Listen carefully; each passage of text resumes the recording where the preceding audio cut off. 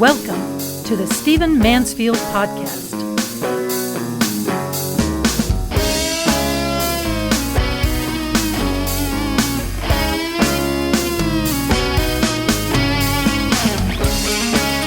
Well, welcome to the Stephen Mansfield Podcast. It's great to have you with me as always. I am going to do something different in this podcast, something I'm going to start doing from time to time. I'm going to call it Rapid Fire. When I have a lot of things I want to comment on, when a lot of things are happening in the news, I'm just going to rapid fire a whole bunch of topics rather than having just one topic I develop in the podcast. It's going to allow us to scan a lot of themes. It's going to allow us to summarize a lot of the news and give you my perspective, have a little fun along the way. So thanks for being here. Let's dive in. First of all, Mr. Biden, our current president, gave a speech here recently to Congress in which he outlined $4 trillion of spending. He plans to supercharge the IRS so they can go after higher-end Americans. He feels like there's a lot of hiding from the IRS and a lot of hiding from people's tax obligations as citizens, so he's going to fund that. He's going to fund new infrastructure. He's going to fund a recovery package. It's going to be pretty interesting. $4 trillion. A huge amount of spending, which he expects to come out of taxes, of course. Thus, the title for a lot of people on the left, a lot of folks on the right use of the left, the title, Tax and Spend Liberals. That's exactly how they see it being done. And so this is interesting.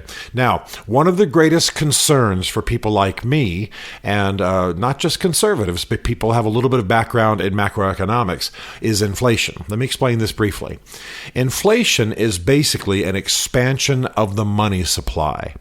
And the reason it's dangerous is that it means that the money you already have becomes less valuable because there's more government spending, because there's more loaning, because there's an expansion of the overall money supply in the country.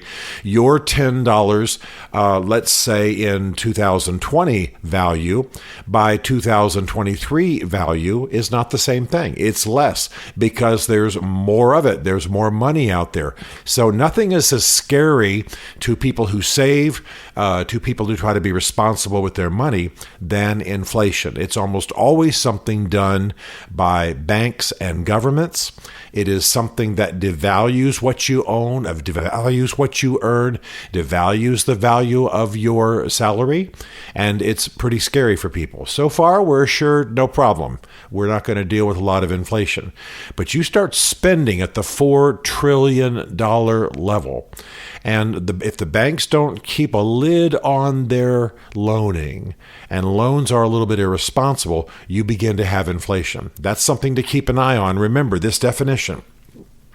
Inflation is an expansion of the money supply done by government and banks, and Mr. Biden is heading into an inflationary direction.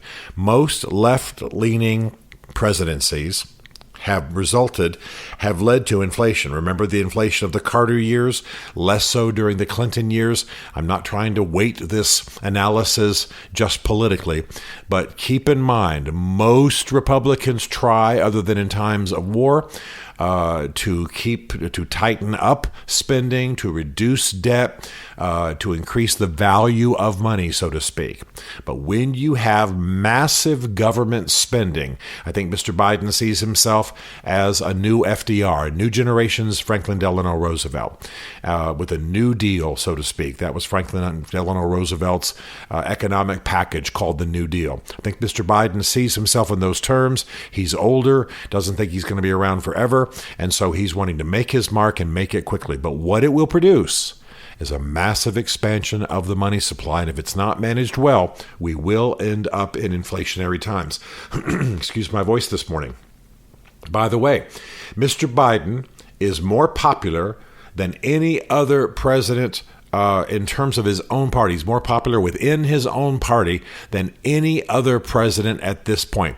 He has a 96% approval rating among Democrats. He's talking moderate so that he can appeal to moderate Democrats. His policies unquestionably appeal to the progressives. And so he has a 96% approval rating. That's higher than any other president at this point in their presidency. First year, first quarter. Pretty interesting. Not popular, however, especially in Utah, is Mr. Mitt Romney. Now, Mr. Mitt Romney is a man I like to keep an eye on. He's a smart man. He's a gifted man.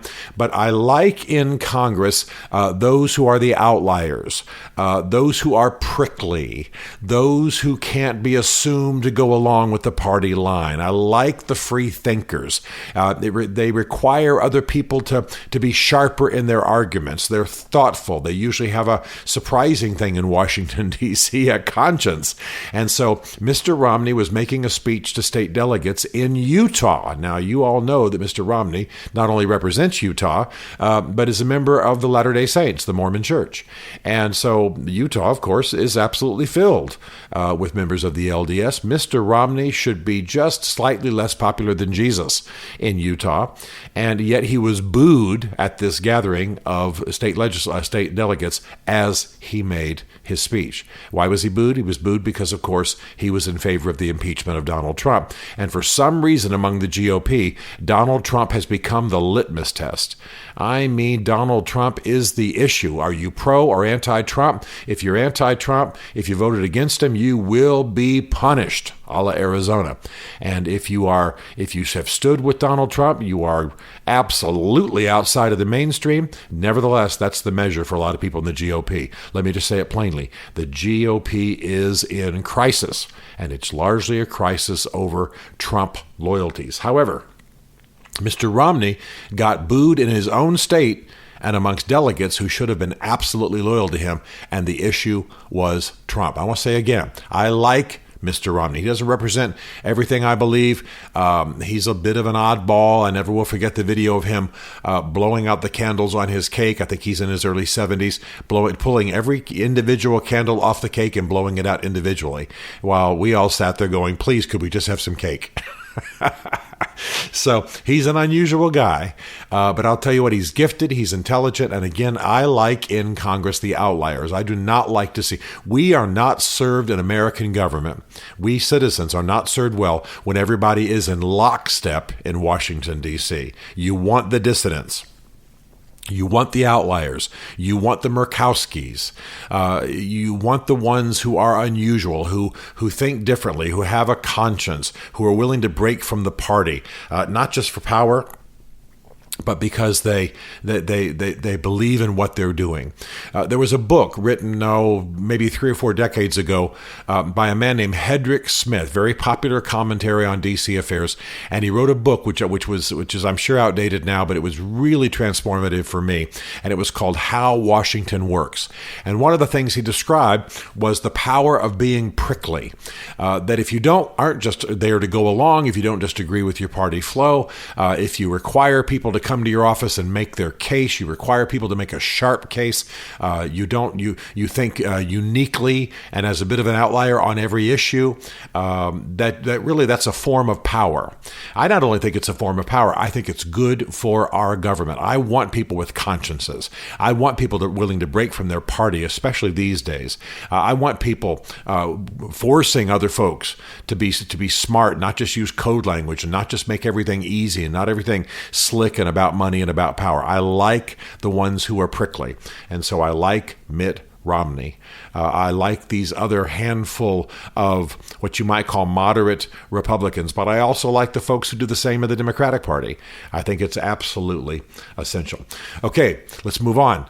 It's looking like the American economy is going to roar out of COVID-19 era. It's unbelievable. We are already, in terms of economic strength in this country, already almost back to pre-COVID-19 levels. Can you believe it? I know there's been a great deal of destruction. People have lost their businesses. Chains have shut down. A lot of this, I'm sorry to use this phrase that's so almost insulting, is the creative destruction that has to come economically from time to time. If you look honestly at the businesses that have closed, I'm sorry for the mom and pops that have been lost. I'm sorry definitely for the used bookstores and the bookstore chains, as a guy who loves books, that have had to shut down. A lot of these were living on the edge anyway. A lot of these were competing with online services. A lot of these were probably going to close eventually anyway. I'm sorry to say it. I really am. I'm sorry for the loss of the good restaurants. I'm sorry for the loss of some of these great chains. I'm sorry for the loss of businesses. I really am. But overall, it's just a fact that the American economy is almost back to COVID-19 levels. And if we don't just go into some insane inflationary anti-business period here during the Biden administration, we should really roar back to great strength. It's good news. It's good news. Okay, a little bit about me. I've had both of my vaccinations, Pfizer vaccinations at Vanderbilt University Hospital in Nashville, Tennessee. I'm done. And I want to report I didn't have a fever. I didn't even have a sore arm. I didn't have anything. I don't have a hand growing out of my forehead. I don't have an eye growing out of my cheek. I feel fine. I've had no problems. And I'm just shy of 10 days since that second shot. So obviously, those who are concerned about what these shots might produce on our bodies are thinking long term. But I have to tell you that I'm real concerned about the amount of myth and just out and out misinformation that's floating around this whole issue of vaccinations. The New York Times did an article here these past few days. One of them said the experts are concluding that we are not likely to hit herd immunity in the United States, that even though 56% of Americans have had at least their first shot, that the reality is that because so many people are resistant, millennials at a very high percent, almost 20%, are talking about not getting the shot, evangelicals at a very high percent. Evangelical Christians in America, I'll have to say, with respect, a group of people who are very myth-prone, very suspicious of shots, believing that certain inoculations lead to autism, this kind of thing. Along with, I'll have to say also, my beloved African-American community. No, I'm not black, but I live largely in the African-American community, much in my family, but also in my life in D.C., very suspicious. And when you ask them why, for good reason, because they find the medical community in America not to be very black friendly. They find that the medical community is not thinking a lot about African American health and well-being. And of course, part of that is the famous Tuskegee experiment, in which our own government fostered and funded experiments, syphilis experiments on African American men that were just grotesque. It was Frankenstein. It was terrible. It was torturous. It meant the infection of wives, the infection of children, stunning the level of disregard for the well-being of the African-American men who were tested and watched for decades in the Tuskegee syphilis experiments. Pretty stunning. All that to say that the African-American community, evangelicals, and millennials, very suspicious of vaccinations, not getting them, as far as we can tell right now, to a pretty large extent, to a pretty large percentage. We are likely not to hit herd immunity largely because of that. That's what the experts are saying. And that's despite the fact that 56% of Americans have gotten at least their first jab, as the British say, their first shot. Pretty stunning. All right, so my encouragement: get it. I think it's safe. I think the stuff. I mean, I'm no MD, but I don't think they're using necessarily new medications. I think it's safe. I got to tell you, it's the quickest, lightest, most pain-free shot I've ever gotten, and I've gotten so many shots in my life with all of my international travels and living as a child abroad, the American military requiring them in our Department of Defense schools, and so on. Many shots. But this was maybe the smoothest and least painful I've ever had. So keep that in mind. Not an MD, but I strongly recommend get vaccinated. All right, moving on. My next book, John Boehner's book, former Speaker of the House. I got to tell you, John Boehner is a real character, and he's He's got a book out. The cover alone makes me want to read it. I got to tell you, I find a lot of the world boring. I find a lot of the world is just sameness. It's just people goose-stepping. Book covers look the same. People speak the same. They use the same lingo. It's just the same. So I tend to like the outliers. I tend to like the people who break out in terms of personality and style. Well, John Boehner's written a book called On the House, and he's sitting on the front cover holding a cocktail because on the house is a phrase that's used at bars for, this is being paid for by the bar. And he hits away. I've read a selection of it. I don't think I've read that many cuss words in 2 or 3 pages. I'm not celebrating that. I'm just saying he hits away. He uses foul language. He spares no one. But what he chronicles that I think is important is he believes the GOP, the Republican Party, has taken a loony turn. And he identifies that. He takes on Trump. He takes on people you would know who are Trumpites. He takes on the GOP leadership. He certainly takes on the left. He does it with harsh language. He does it with just absolute ribald joy. And I think it's going to be an interesting read, even though you'll have to be careful not to use that same language after you read it. Vice President Mike Pence has also just signed a book deal. Perhaps you've seen the articles. Multi-million-dollar book deal published by Simon & Schuster. I'm looking forward to reading that. Let me just tell you straight up. I realize that even if you are not a Trump fan, Vice President Mike Pence, especially on January 6th, an American hero. That day, he was that was one of the most heroic moments in the history of the American vice presidency and one of the most heroic moments in the history of American politics. I like him.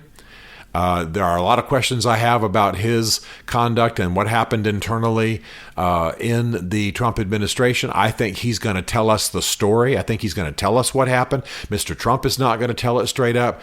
Most people who have written about the Trump administration either are critics or people who are leaving the administration or have to justify themselves. But a calm, reasoned explanation for why a man would become Trump's vice president, what patriotism drove him, about how Mr. Pence is an evangelical. So how did his faith play out? What did he see? And then what happened? What's the real story on January 6th? I've been told recently by somebody who should know that Mike Pence was more heroic than we even know on January 6th. And so this story is going to be told in that book. I can't wait to read it. Wanted to mention it to you. One of the great trends that's happening right now that I'm very excited about is the new federalism. You're seeing states take matters in hand. For a lot of our history in America, especially with the rise of the gigantic federal government with World War II, and again, I'm always recommending that you read about that. It really was World War II that took Washington, D.C. and our federal government from a sleepy town and a not overly powerful imperial government to what it has become now. Really massive, really imperial, almost socialist state. And it's an important trend to know. Well, what's happened of late is that largely on moral issues, but also on other issues, states are beginning to assert their authority. See, the Founding Fathers set up a system where the federal government was contained, the states had real authority, and Congress was the main branch of the federal government.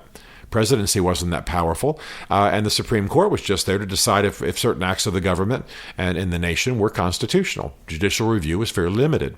Well, today, of course, we've got a whole different system. The federal government has dominated the nation. States have basically taken money from the federal government and been toadies. And now you find, though, state governors, state legislatures breaking free, saying we're different in this state. We have different values. We have different values about transgender athletes. We have different values about taxes. We have different values about immigration. We have different values about guns. And so you're seeing a new federalism. You're seeing states assert themselves. This is good. On a lot of issues, we should have not had a single Supreme Court ruling. We should have not had the federal government dictating. The states should be allowed to decide for themselves because there is a difference between Alabama and New York. There is a difference between Texas and California. There is a difference between these states. They have different populations. They have different needs. The whole idea of the Founding Fathers is that the states could tailor their governing of their people more wisely, in a more sensitive manner, in a better manner than the federal government could. One size fits all. Pounding fist of the federal government is not the way to go. So I like seeing this new federalism. I like seeing where things are going. So good things are happening in our society. At the same time, delicate. We got to be careful. Congress has got to act. We've got to really think through elections at the midterms. Mr. Biden is very popular in his party, and that might mean that he misses some steps and is too proud of his popularity and is just carried on everybody's shoulders to new heights. And that's fine. He wants to be a new generation's FDR, but I'll tell you what, there are some things he's doing that we've got to really watch carefully. And again, I'm concerned about inflation and I'm concerned about foreign policy. All right, a final announcement from me. I have just become a fellow of public leadership at Palm Beach Atlantic University in West Palm Beach, Florida. I love Palm Beach Atlantic University, love what's happening there. Dr. Deborah Schwinn is the president, doing amazing things. She's former Duke Medical School. This school has a lot of medical programs, pharmacy, etc., nurse practitioner programs, does great things. I'm going to be there. I'm going to be serving in the capacity of public leadership, developing leaders on campus, helping to speak from the university to the broader society. I'm real excited about this role. I'll still live in Nashville and Washington, D.C., but I'll be down at PBA. That's the abbreviation for it, PBA, Palm Beach Atlantic University, a week, a month. Those of you in the area, find me, call me. And those of you on campus at PBA, let's do some great things together. I'm excited about being a fellow of public leadership at Palm Beach Atlantic University. And that's it for now. That's the rapid fire for this episode. More soon. Stephen Mansfield is a New York Times best-selling author, a popular speaker, and a frequent faith and culture commentator on Fox and CNN. His groundbreaking books on faith and society include The Faith of George W. Bush, The Search for God in Guinness, Mansfield's Book of Manly Men, and Lincoln's Battle with God. Learn more at stephenmansfield.tv.